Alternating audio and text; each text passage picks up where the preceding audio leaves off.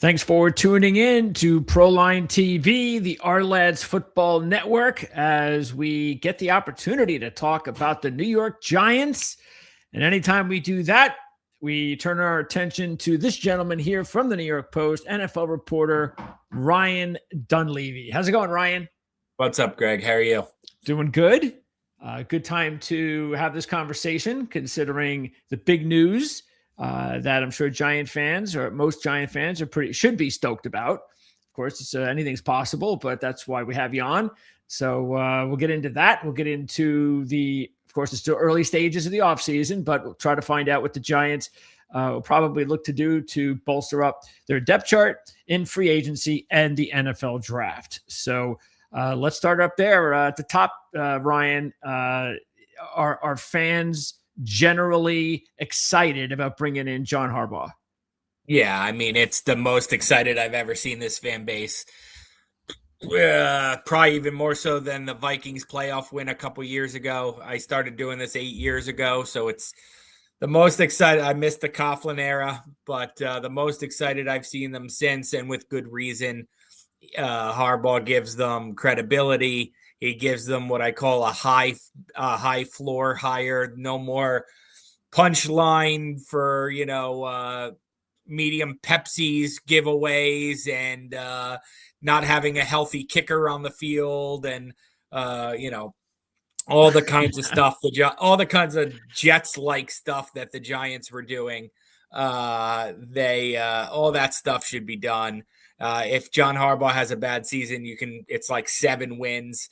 The Giants haven't had 7 wins. They have 13 wins in the last 3 years combined. So, their Giants fan is pumped, thrilled.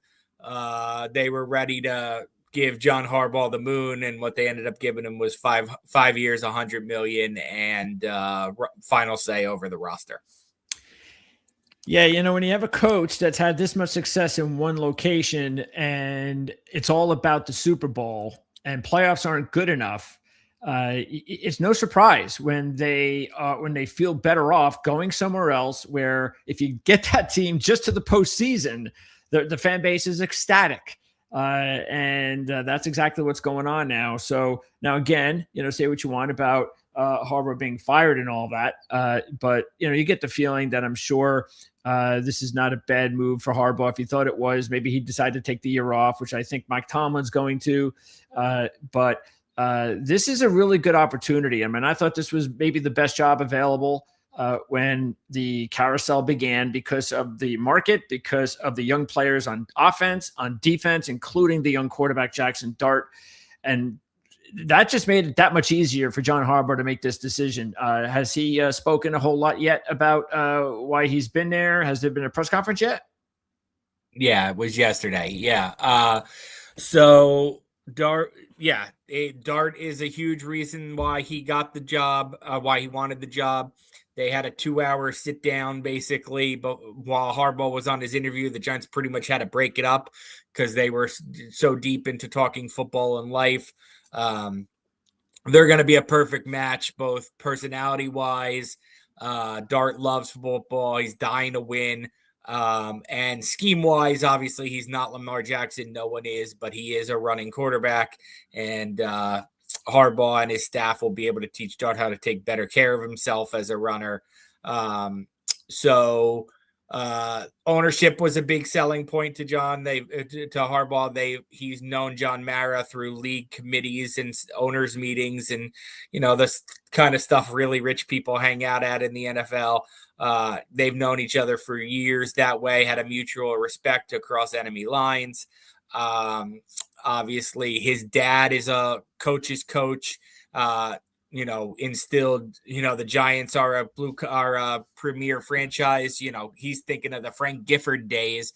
Yeah, he doesn't care that they've lost for 10 years in a row or whatever it is. Jack Harbaugh's, in his 80s. He's thinking about the glory days. Sure. Tom Coughlin is a friend of John Harbaugh's. He made a big recommendation to Harbaugh on what it's like to be the Giants coach. That played a huge role in it. And then Chris Mara, John's brother, who's stepped up as kind of like an acting face of ownership, while John is battling cancer, led the recruitment of Harbaugh, driving down to Baltimore a couple times for face-to-face meetings, and he had a big impact. So the Giants did a full court press blitz. They were active instead of reactive for a change, and it worked. Okay. One more thing on the coaches before we move on. At this point in time, there are no coordinators on staff. So do you think they're getting close? Are you hearing anything, or is it still kind of wide open? I mean, offensive coordinator will depend on Todd Monken and if he gets the Browns head coaching job. I believe he's had 2 interviews there. I wouldn't say he's the favorite for that job, but he's certainly a finalist. If he gets that job, Harbaugh will have to look somewhere else. I guess he could look to Greg Roman, who his brother just fired and he worked with previously when Lamar was a young player. But Monken's the favorite if he's available. Harbaugh speaks incredibly highly of him. They'll have to do the Rooney Rule interviews, but it would be a surprise if anybody beat out Monken. T. Martin could come. He was the quarterbacks coach for Lamar. He could come here with Monken and Harbaugh on the offensive side. And then defensively, there's a ton of candidates. I think it'll probably come down to Zach Orr, who was the Ravens defensive coordinator. Please no. Anthony Weaver, who was the Dolphins defensive coordinator, and Jim Leonard, the former Jets safety, who is the Broncos assistant head coach. He's the former defensive coordinator at Wisconsin, and he, I think, is a very strong candidate for both the Jets and the Giants defensive coordinator jobs. Yeah, I hear Leonard in like a handful of opportunities, so he's going to be somewhere. And who knows? I don't know whether or not he's also a candidate in Denver, depending on what happens with Vance Joseph. That's a possibility too. Correct. He'll be a defensive coordinator in 2026, no doubt about that. Yeah, for Giant fans' sake, I definitely hope it's Leonard or Weaver. I don't understand what. Denard Wilson too. Let's not rule him out. The Titans defensive coordinator. I think he would. Okay. He's a possibility. Now, look, a lot of these guys are interviewing for head coach jobs, so true. See where they wind up, and then see which one of their friends ends up. If Weaver gets a head coach job, he might want Wilson, and vice versa. But I think he's in the mix too because he's a former Harbaugh defensive backs coach. So, yeah, I would think they will have an experienced play caller on defense one way or another. The tree is pretty expansive there. Yeah. Yeah, I don't think it's going to be Zach Orr. I think he's just doing Zach Orr a favor. Zach Orr has been terrible. The Ravens defense has been awful the last several seasons since he's taken over. So you could sugarcoat it any way they like. He was not a good defensive coordinator. Okay, so let's get into personnel now. And we're going to start with free agency. The cap, the numbers say they're even, which means the Giants will have more than enough money to figure out how to sign some free agents. Do you think that they're going to have enough to make a big splash or two? What's your guess on that? Yeah, I did a big deep dive into it during week 18 of the season. They'll have more than their cap is the healthiest it's been in a long time. The raw numbers might not show it, but there's almost no dead money going forward. They've been anchored down in the past by dead money on Galladay or Daniel Jones or insert, Kadarius Toney or whatever. Like they're pretty clean. They don't do void years, so their cap is pretty straightforward. They can do restructures on Dexter Lawrence or Brian Burns or Andrew Thomas or Paulson Adebo, so they can clear up money that way. They're going to have a couple obvious salary cap cuts that they can make to free up money. So I think they'll be able to pretty much, I don't know if they'll be top of the market players, but they'll be able to pretty much add quality players wherever they want. Who are those obvious cuts? I'm looking here. Is this just the free agents? Yeah, I'll pop up the depth chart because there were a number of players I noticed that did not have good seasons, especially on defense. Is that where some of those guys might? I gotta look at the cap hits. Hold on. Okay, because I know the entire secondary. Well, they're not going anywhere because they're okay. Caps. Yeah, they're So Banks, Adebo, Holland, Newbin, they're all Those staying. guys. Well, Yeah. Well, Newbin's young. Yeah. Newbin's young. The other two guys, they would cost more to get rid of them than it would Okay. to How keep about them. Flott? So, Do you think he'll be back as a free agent? well, hold on. Let's get to the salary cap casualties. Bobby Okereke, very Okay. possible. 9 million savings for 5.4 dead. Very, very possible. John Runyon, I don't think so, but you could save 9.25 to have 2.5 dead. He played for Jim Harbaugh at Michigan, so I'm guessing he's going to get a good recommendation. So I think he'd stay. James Hudson will be gone. 5.3 saved for 2.3 dead. He was a bust as a free agency signing last year. Devin Singletary, third running back, 5.25 saved, 1.25 dead. He'll be gone. Graham Gano, time for an overhaul at kicker, 4.5 saved for 1.25 dead. So there you go. You're freeing up $25 million just right there. So Okay. Flott is an interesting one. He's not a big guy. He had a big career. He had a career year, a well-timed career year. I think Harbaugh likes bigger guys than Cordell Flott. I would guess if I had to, I would guess he is not back, but they don't have anybody ready to step into that role. So they would need to sign a starting caliber corner to play that role. But Okay. I would guess he's not back, but they didn't really give. I don't think he was thrilled with the way he was used his first 3 years here, or even the first half of this year. They didn't trust him until he forced them to trust him. So I would think he could end up somewhere else. Out of those, because they did invest pretty heavily in the secondary, and just looking here with Banks and I mean Belton's a free. Let's talk Belton. Do you think Belton comes back? No, I would think same kind of thing. They've passed him over for a starting opportunity 4 times. I would think he wants a fresh start. Okay. Banks, Phillips, Newbin. These are young guys, pretty high draft picks. Which one of them, or multiple guys, have the opportunity? Do you think they still have the talent to be a significant part of the defense? Yeah, I would say the guy who's been the most promising through 2 years is Phillips. I would say the guy I think ends up as the best player is Newbin. We'll see what Harbaugh means. Obviously, he's had good safeties his whole career. So we'll see what kind of influence him and his coaching staff can have on Newbin. He's a guy I would not give up on yet. No, he's a terrific leader. He's not quick enough in the NFL. If he takes one wrong step, he gets beat. So I don't know, maybe they move him into more of a box role or something. I like his talent. I just think he might be miscast how they've been using him for 2 years. Okay. And we're going to be on year 3 with Banks as well. No, so year 4. Year 4, yeah, with Banks. So yeah, talk about whether or not. Yeah, I mean, they're wasting their time. It is what it is. It is what it is. Okay. He's a talented kick returner.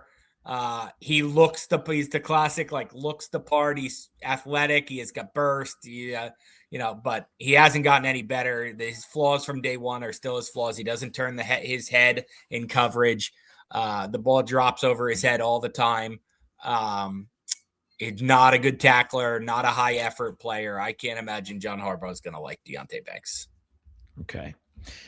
Getting back to some of the free agents, we'll stay on defense. So McFadden, of course, coming off the injury. Joe Shane said the other day that they're going to look to get something done with. I don't know if they will. It's a hard one to do. He had 2 really good years before this year when he got injured for the season in week 1. Does that make him take like a 1-year prove it deal? They're obviously going to try to undercut his value because he got hurt. Does somebody pay extra for him because they believe he'll get back to full strength? The valuations, I think, will be all over the place on him. Their best chance of him coming is him wanting a 1-year prove it deal. Okay. And also on defense, you got a couple. Actually, Davidson, that's not a good player, right? Davidson, he needs to move on. He's just a guy. Yeah. Yeah. I mean, maybe he's back, maybe he's not. I don't know. He's the 5th defensive tackle on somebody's team. And Nunez Roches is just a guy too. They don't need him. He's a veteran guy. He's a good locker room guy. He's been on Super Bowl teams, but I think he's looking to go somewhere else. Oh, okay. All right. Offensively, as far as the free agents are concerned, offensive line, Illuminor and Van Routen. Van Routen actually led the offensive line in snaps this year. There's a 2 years in a solid. row. He hasn't missed a snap in 2 years, which is really impressive at age 35. Yes. Think he'll be back 1 year deal? I think if they'd take him, if he would come back to be a rotational guard, maybe somebody who has a chance to start, or like the swing guard, I think they would take him back. I don't think they're going to pencil him in as a starter. Okay. Illuminor? He'll go to the highest bidder, as he should. He hasn't made a lot of money in his career. He played the best he has in his career last year. He's finally settled at right tackle. He's a good player. He's an above average right tackle.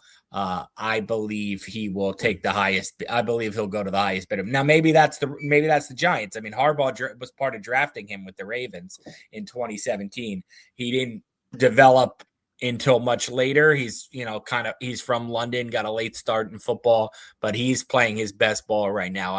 It would not surprise me if somebody in the league paid him $18-20 million. Yeah, wouldn't surprise me either. We all know how desperate teams are for linemen, that's for sure. And we know Evan Neal's definitely gone, right? Evan Neal's gone. Yeah, okay. And we know Russell's gone. Russell is gone. Okay. Yes. All right. So the last one, well, actually, also a couple others. Schlottman. I have no idea. I mean, I think the Giants are going to target Tyler Linderbaum in free agency. So they already have the returning center, John Michael Schmitz. So I don't know if one of them can kick to guard for a year, or if that makes one of them available, that makes Schmitz a trade candidate, or I don't know. But I would think if you have Schlottman and if you have Schmitz and Linderbaum, you ain't going to need Schlottman. So true. Oh, is that how you pronounce his name? Schlottman? Yeah, Schlottman. Okay. No T's. Yeah. That's silent. Okay. And the tight ends, the second and third guys are free agents. Will either one of those guys be back, Bellinger and Manhertz? Oh, I don't know. I mean, I guess Manhertz signs a 1-year contract somewhere every year as to be a blocking tight end, really like a 6th offensive lineman. He's just a huge dude. I guess it's possible. I mean, Harbaugh loves big dudes. So I guess he fits the mold. He'd be like in that Charlie Kohler role. And who is Bellinger? I would think he moves on somewhere else. And then the last guy is Wandell. That's really the interesting one. Like, really good player, back-to-back 90 catch seasons, 1,000 yards this year, inside outside versatility, but he's the smallest. He's 5'8", 185. He's the smallest 1,000-yard receiver in the NFL since, like, I want to say 1990. So do you believe in him? Like, it would not surprise me if he's not for everybody. Like, somebody will sign him, somebody will believe in him, somebody will pay him $15 million or more. I don't know if it's going to be John Harbaugh. I mean, he did have Zay Flowers. Wandale's not as fast as Zay Flowers. He's tough as nails, but I would think if you don't have a history with him, you're going to look at him and say he's 5'8". I can't pay that kind of money. It would not surprise me if wherever Daboll and Kafka end up as coordinators, if they convince their team to sign Wandale Robinson. Okay, rookies, and again, you just look at the young kids, especially. We talked about Dart. We know Scadaboo had a big year before the injury. Carter. How did you look at Carter's overall rookie season? So on the field, I thought he was pretty good. He's a kind of guy that 20 years ago we would have said he was a disappointment, but now we have analytics and now we understand pressures and quick pressures. Like, he didn't have a lot of sacks. What do you have? 3.5, 4 sacks. But I think he led rookies in pressures. He was among the NFL leaders in quick pressures, not just rookies, anybody in quick pressures, which is 2.5 seconds or less, I think. So analytically, he was there. It suggests that over the long term, he's going to be a really good pass rusher. Sometimes you bring the guy down and sometimes you don't. But you think that stuff all evens out at the end of the day. So on the field, I thought he was pretty good. He definitely got better as the season went along. Off the field was more of a bumpy road. Missed meetings, late to stuff, had to be benched twice for disciplinary stuff. It seemed like it clicked a little more towards the end. And then as he started playing well, it seemed like he embraced it even more. He started to see the rewards, and then he started to see the hard work was worth the rewards.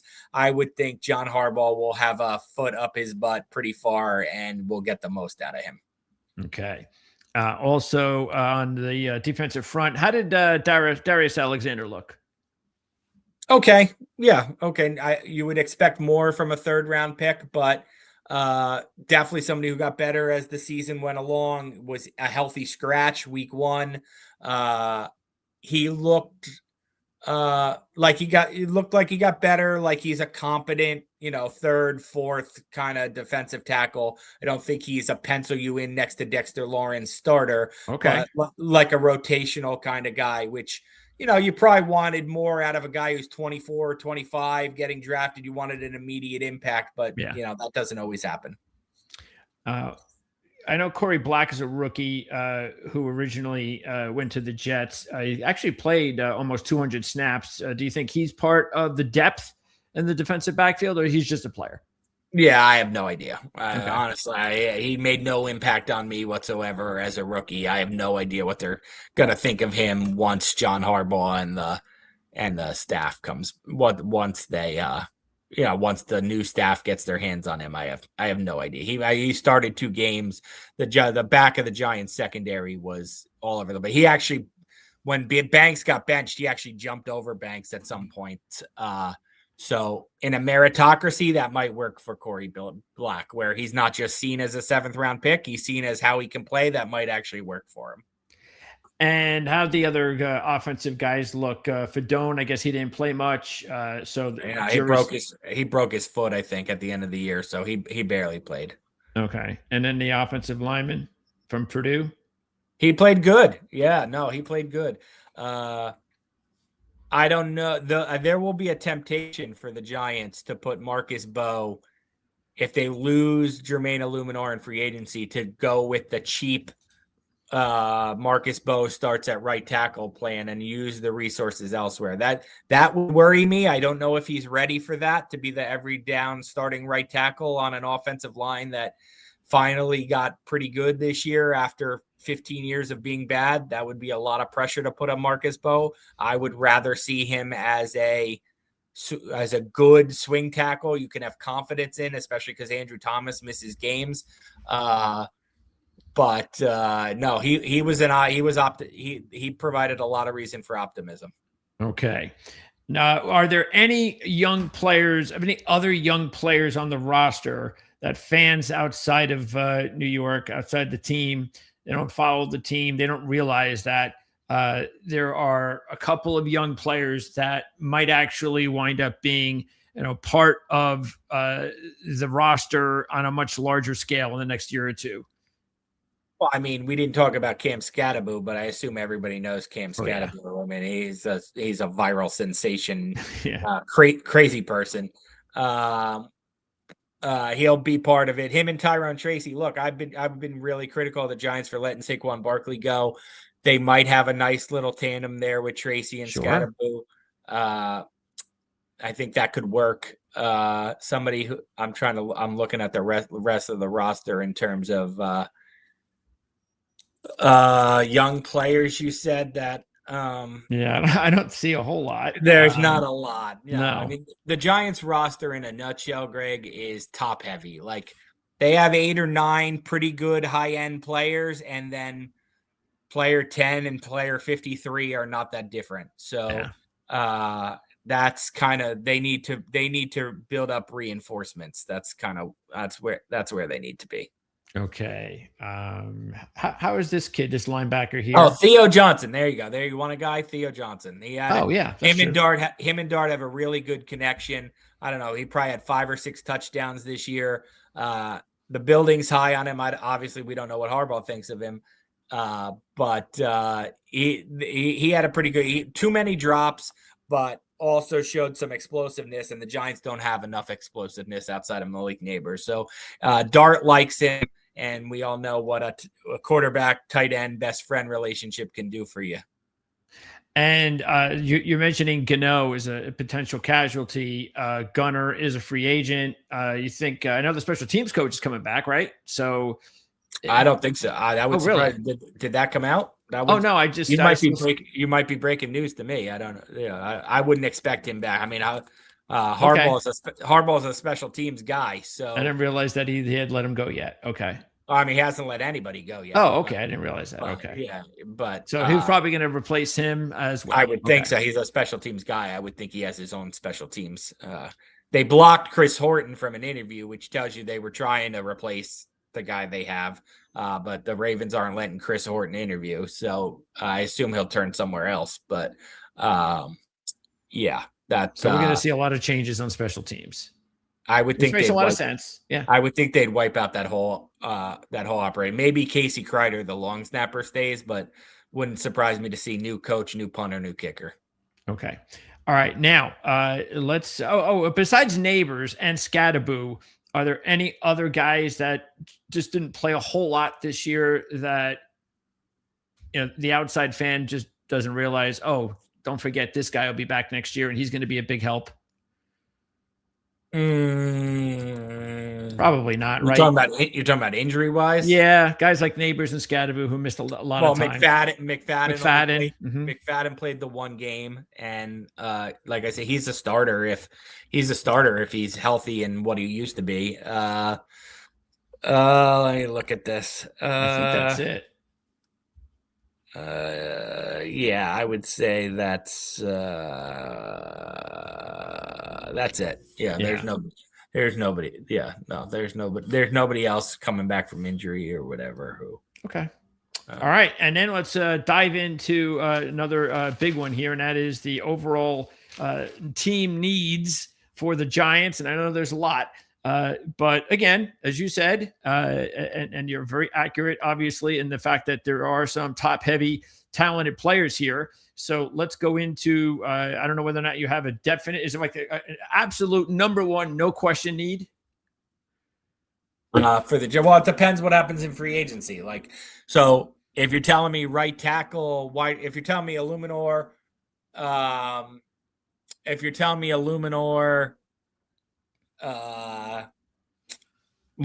and Flott aren't back, then cornerback, right tackle, and receiver, 3 premium positions are huge needs. Right now, if you're telling me those guys are on the team, they need to get better on stopping the run. It's been a 2-year, maybe 3-year issue. They can't stop the run, even with Dexter Lawrence. He gets double or triple teamed, and then I think they gave up They gave up a record or near record yards per carry this season.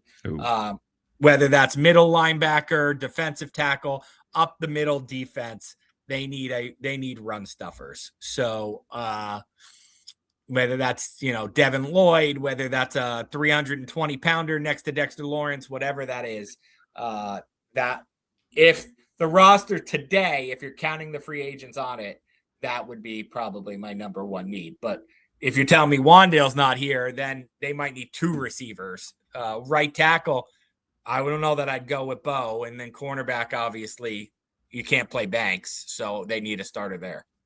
Okay, so outside of those 3 potential spots, then are you saying that there really isn't, as of now, right now, a definite need that is considered number one? I mean, I just gave you 4 that I would consider number one. I would consider wide receiver, right tackle. But if all those guys do get back, you're saying that those are not number one needs. Then up the middle defense. If all those guys are back, then up the middle defense is number one. Okay. Yeah, because I mean, again, I think that's a good thing because I do this 32 times, and for the most part, a lot of the guys, especially the teams that draft where the Giants do, it's like, oh yeah, right away this position. Oh yeah, definitely here. So I mean, I think I would disagree with you. I mean, I think cornerback's a big one. If Flott's not signed, so that's a Well, big. that's the thing. Yeah, we don't know. Yeah. Yeah, right tackle's a big right tackle. They don't have a right tackle. They wide receiver. They probably need two of them. Up the middle defense, they need probably a defensive tackle and a middle linebacker if they cut Bobby Okereke. So I mean that's 4 or 5 pretty big needs, spots where they need starters. So definitely one team that you need to pay attention to free agency. Look at those players that Ryan just mentioned. And then if they do not return, you'll know exactly where the Giants are going to be targeting for the draft. Any other under the radar type spots? Depth wise, anything like that? I mean, they'll probably, if they lose Bellinger, Manhurts, they need a second tight end. Like I said, I think they need 2 receivers, not just one. Yeah, that's true. Where is Slayton right now in his development, in his career as a pro? Is he just a solid number 2, or? No, I think he's more like a 3 or a 4. Okay.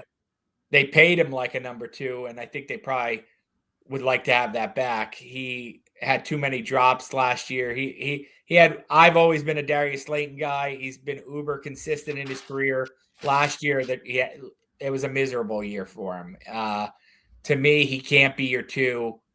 You could try to make him your 3, but I think they would probably be more comfortable with him in the 4 role. I think he's a trade candidate, to be honest with you. They can't cut him, but I want to say, again, without looking at it, I think they'd get like 6 million saved and 10 million dead if they traded him. I think if they could sign 2 receivers and trade him for something, I think they would do that.